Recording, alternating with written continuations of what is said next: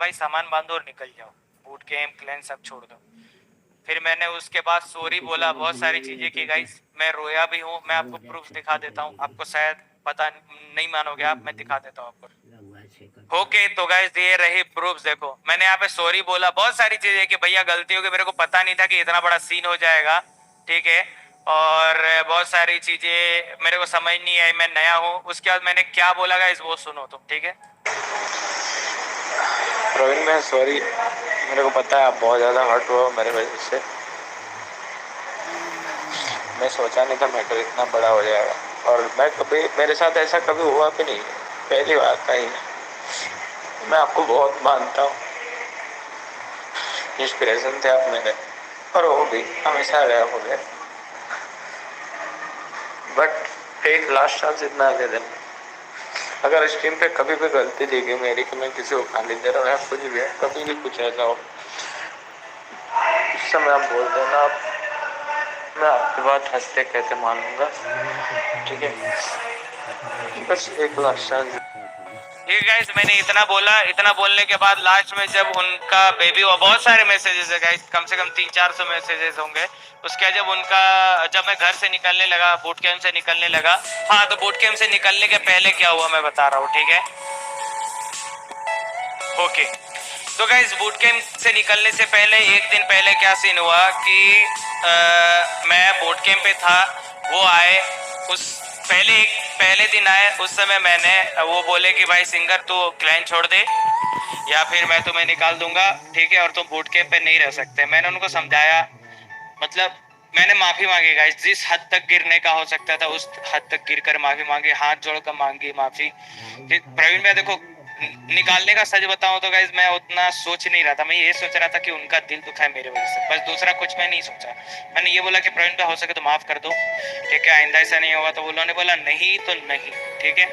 उसके बाद क्या सीन हुआ, फिर एक दिन आए, दो दो या 3 दिन बाद आए, तो उसके बाद फिर वो आए एक दिन, बोलते हैं कि ठीक है तुमको हम क्लैन से नहीं निकाल रहे हैं, बट तुम बूट कैंप में नहीं रह सकते। तो मैंने बोला चलो ठीक है, कम से कम क्लैन से तो नहीं निकाल रहे हैं और बातचीत होती रहेगी थोड़ी बहुत, अपने बीच तो कुछ हुआ नहीं गलती। मैंने तो यही सोचा था इसकी, अपने, मैंने उन लोग के बीच उनके लिए तो कुछ नहीं किया, जो भी था, तो मैंने उनका दिल तो नहीं दुखाया, ठीक है, उन आपस में कुछ नहीं करा मैंने, ठीक है।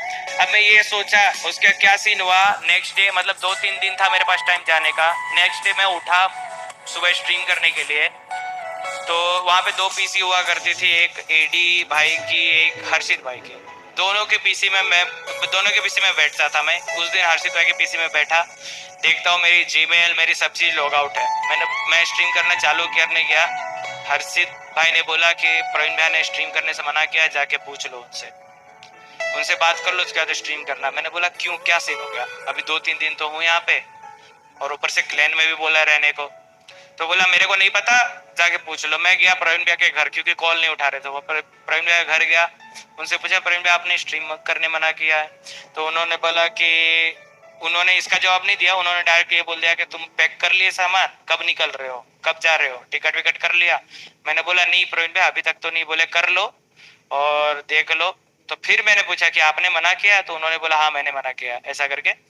तो मैं फिर गाइस बूट कैंप गया और सीधा सामान वगैरह पैक किया और उसी दिन मैं निकल गया, ठीक है।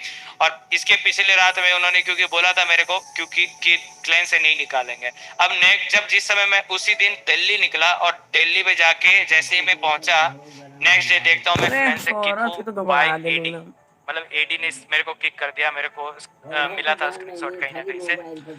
तो ये सीन था। उसके बाद मैंने बोला चलो ठीक है कोई बात नहीं। उसके बाद मैंने विश किया, आपने देखा और सब चीज सही हो गया, ठीक है। उसके कुछ दिन के बाद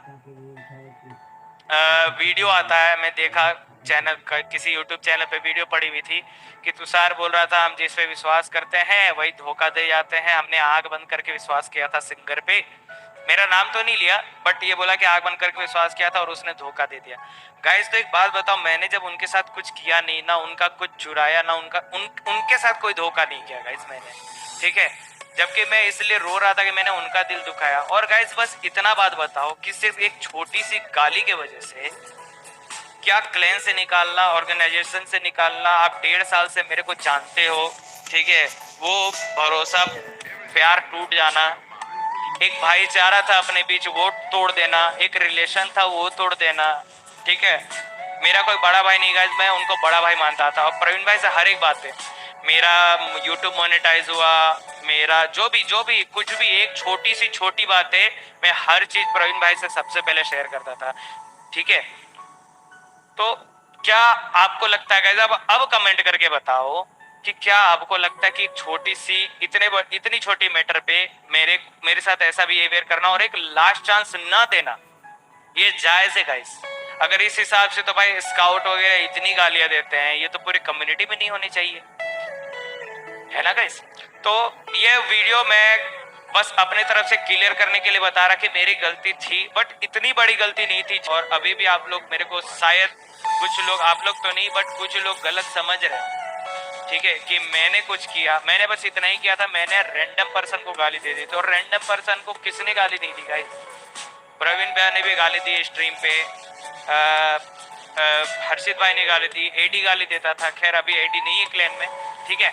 बट सीन ये है कि मेरे को ये जानना है कि क्या इतनी छोटी रीजन की वजह से क्लैन से, ऑर्गेनाइजेशन से मैंने हर चीज बोला प्रवीण भाई को कि प्रवीण भाई सॉरी, नेक्स्ट मतलब एक लास्ट चांस दे, तो एक लास्ट चांस, बस एक लास्ट चांस। अगर मैं उसके बाद कुछ भी गलत चीज करता हूँ, मेरे को सिर्फ बोल देना, ये भी मत बोलना कि निकल जाएगा, कुछ भी बोल देना, मैं खुद सामान पैक करके निकल जाऊंगा, ठीक है। बट उन्होंने नहीं दिया गाइस। मैंने ये भी बोला मेरा हो सकता है यूट्यूब करियर स्पॉइल हो जाएगा। मैं घर के बारे में बताया गाइस कि मेरे मम्मी पापा से मैं मतलब ऐसे करके आया हूँ, बहुत मुश्किलों से आया हूँ।